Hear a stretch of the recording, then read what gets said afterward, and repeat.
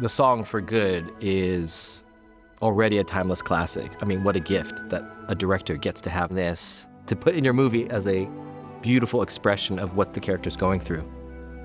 These two friends, torn asunder by the circumstances created by the wizard and Madame Marble, find their way back to each other. And so we knew we had to get that scene just right. All these minds coming together, working things out with them. It was a very technical process at certain points, and we couldn't let that technical part of it drag what we actually had to do, which was the emotional part of it. Kiamo, it's one of the sets I cared for the most because it has For Good in it and it finishes our story. And we have the giant round window that looks west to the future and brings in the landscape. I really wanted to do something special with the battlements.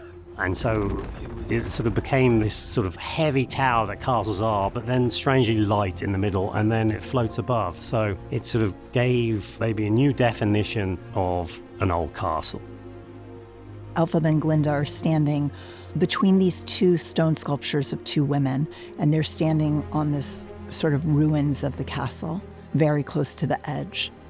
The visual inspiration were Renaissance paintings, where we have this cool and warm light, and it's just very soft and beautiful. And taking those visual ideas for their different looks that then I can carry forward into For Good and really transform something that's really compelling. Elphaba, you can't go on like this. I could do whatever I want. Haven't you heard? I'm the Wicked Witch of the West. We are very conscious of the fact that these characters need to finish their arc. And the visual effects basically corresponds to that. Just 3 at last. What took you so long? We put a bunch of fire in there, torches, and that complemented, the blue. It gave a sense of conclusion. I surrender. There's a moment in that scene right before they sing where they're both kind of talking at once. And I didn't script it that way. They just started to do it, and I love it so much. I need you to promise that you won't try to clear my name. No. Why would I do that? I'll tell them everything, No, please. I don't want you I'll to tell do them that, you're please. not I just who want they you say to you just are. listen for a minute. Just please, promise me. It was so much their relationship, and it was so right, and I was just delighted by that. When you have the right, incredible performers, and they inhabit their roles so completely, sometimes that takes over, and they just know what a moment needs to be. I was really grateful to both of the women for doing that, because that sort of sets up to me the intensity of what they're about to admit to each other. Why would you ask me to promise that? Because they need someone to be wicked. So that you can be good. There's a moment where Elphaba sings and she actually says, "Look at me, I'm limited." I'm limited. It didn't sit right with me that she might say that, because that character has come to mean so much in terms of courage. And so I just suggested that potentially she could say, "Look at me, I'm limited." And then Glinda would look at her like, "I love you, you're unlimited to me. What are you talking about?" Just look at me. And then she could reply by saying, "Not with your eyes, with theirs."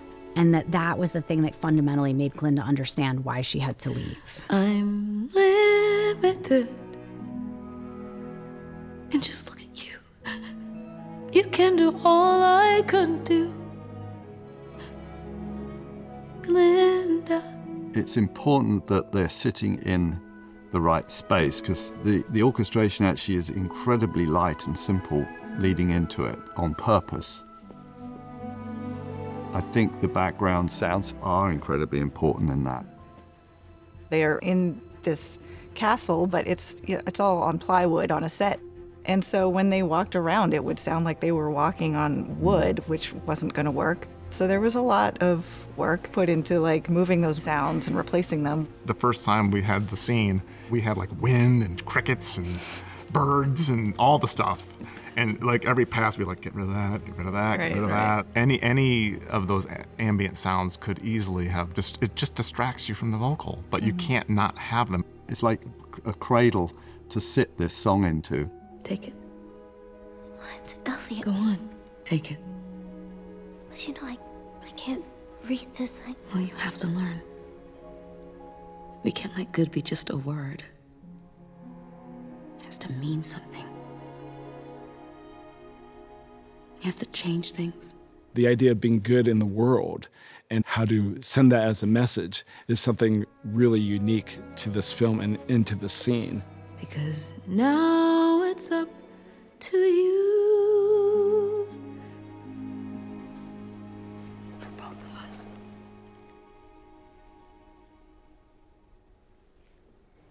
Now it's up to you. It doesn't get more intimate than that song. And so one of the challenges was you have so many twists and turns in the story. You have a giant cyclone, you have a stampede, you have all of these set pieces that happen throughout the film, but how do you then say, okay, but we're not at this crucially important moment? You're the only friend I ever had. Which is this deeply personal connection between these two women. And I've had so many friends. But only one that mattered.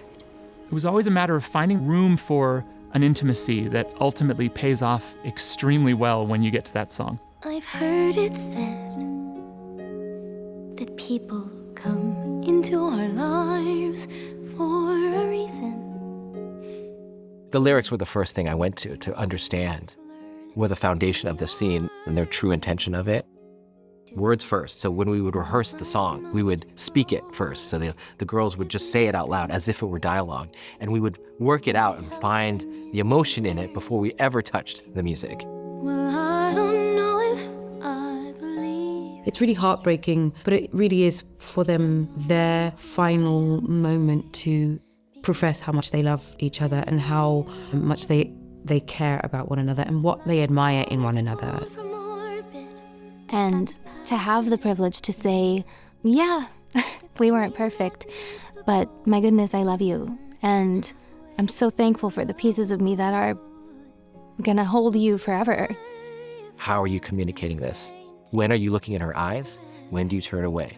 Where is the camera for those moments? And when do you want the camera to be sweeping to help support the expression? And when do you not want it to move at all? And those were the things that we got to focus on bit by bit in For Good.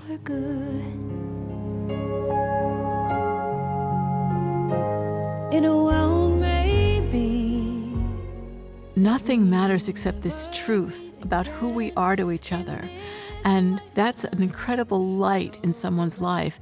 That in contrast to the kind of shadowy darkness that they find themselves in. And of course, it's not just the kiamo castle that is shadowy and dark.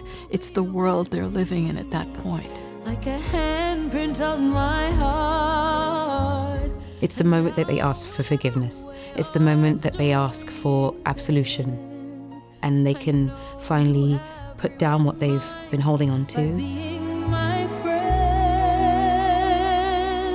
like a ship alone. The toughest thing about For Good is both Cynthia and Ari are giving 200%, the best performance I've ever seen two actors give. And so who do I stay on? Like, who gets the weight of the scene? Who gets what part of the melody or the harmonization? But mostly I'm just doing it from feeling, from gut, of like, who am I connecting more through emotionally, through the footage? I have been changed for good, and just to clear the air, I ask. We were eager to listen to each other, not sing at each other. I think sometimes with big vocal songs, people do a lot of singing at each other, and I think that's something that immediately takes the specialness out of any sort of song, but Elphaba and Glinda hear each other, and that was something we did instinctively.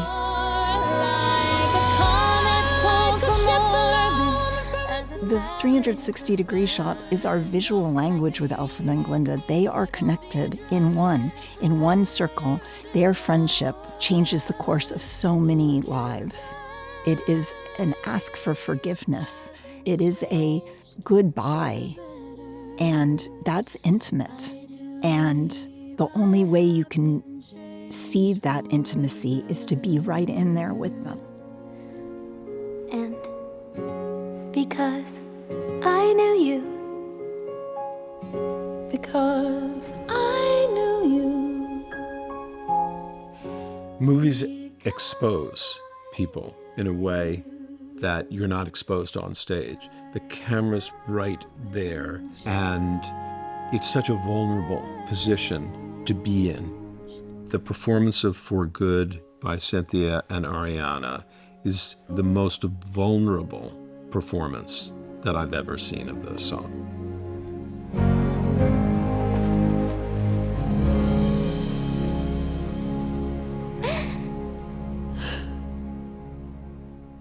The acting in singing and knowing that they're singing live, they're not lip syncing at all, it's really being sung to you, is extraordinary. It meant that after that song was the hardest cue to do. Because how do you come after that? It was just impossibly hard, because the problem is you don't need to do a lot, but you have to follow what the audience is feeling. No one can know you're here. It was a very hard shape to match, but I think we got it. You stay here. What? Everything's gonna be fine. I love you. I love you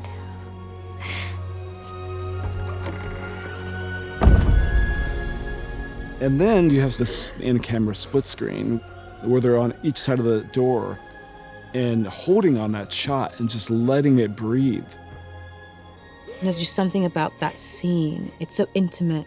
I was so proud of us for wanting to go there. I think it's just really brave when two actors can be as open as that. That was a very special time for Cynthia and I. And it was really about all of the work that we had put into this and all of the time we spent with these women. It all kind of came to a head during that performance and during those weeks that we were working on For Good. I think Galinda and Elphaba are now one. It's hard to talk about For Good without getting emotional, but coming together and seeing what we have in common and how you can love someone because of the differences is frankly the thing we need most on this planet, more than anything. What we've added, this Goodbye in This Closet, is everything that our movie has led up to. This was a true expression of our gratitude to the era that we've been so lucky to have in making and being a part of Wicked and the Wizard of Oz world.